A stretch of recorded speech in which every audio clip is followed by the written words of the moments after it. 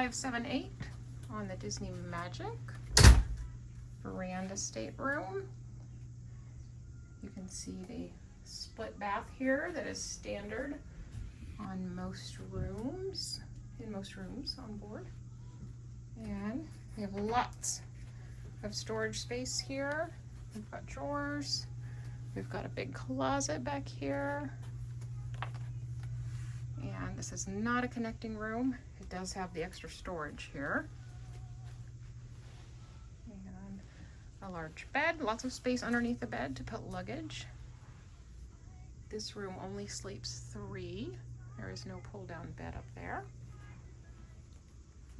And there's a refrigerator in here, desk. Let's see, here's the fridge. And a veranda. We are in the Port of Miami right now, about to sail out for a 5-day double dip to Castaway Cay. Should have a great time.